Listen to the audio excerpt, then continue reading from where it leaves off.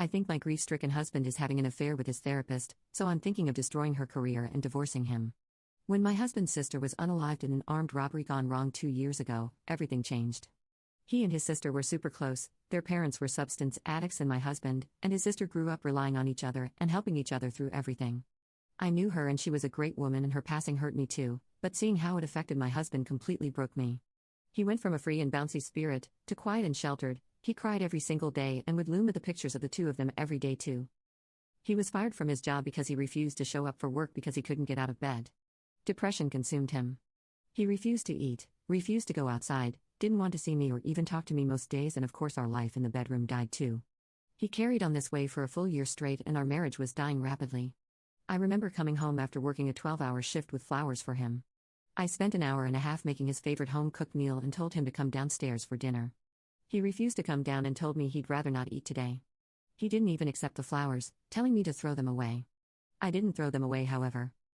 But I noticed they were out of the house a few weeks later. The next time I visited his sister's grave myself to pay respects, I noticed them there. I cried alone seeing that. I suggested therapy to my husband shortly after, and surprisingly he seemed accepting of the idea. He said he wanted to go alone, however, and I researched the therapist and helped him pick one he liked. He started attending therapy 10 months ago and he has started improving. He started opening up slowly and his eyes regained the spark that they once had. I was super proud of my husband and let him know how amazing I thought he was. But now I think the reason for his spark being back. You see, on days he has therapy he wakes up super excited.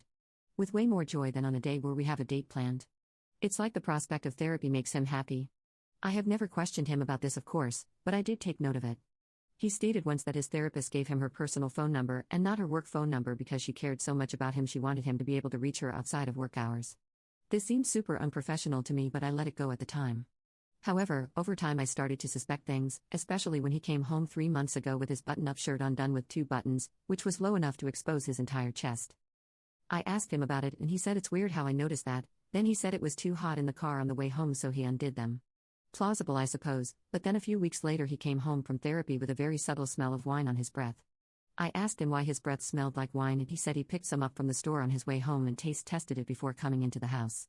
I asked him why he didn't bring it inside, however, and he claimed he decided to throw it away because he didn't think I'd like it anyway. Alarm bells were seriously going off in my head now, especially because I had seen his therapist. She is exactly his type. My husband and I also don't have much intimacy anymore, which is weird because he always talks about his libido coming back, which is leading me to believe that he is getting it somewhere else. So last month I decided to do something I should not have done and I put a tracker into his car before he left for therapy.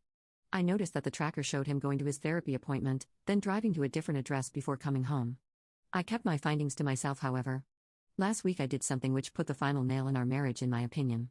When he went to therapy, I tailgated a few minutes later without him noticing, and I saw him and his therapist exit the building and get in his car. I ended up following them from afar and using the tracker which was still in his car to pinpoint the location, and I arrived at a restaurant. I sat there for an hour and a half waiting, and I finally saw them leave holding hands. I wasted no time taking pictures and capturing evidence of my husband cheating and the therapist being extremely unprofessional. Now my question is, do I simply serve him with papers or do I expose her too and get her license revoked?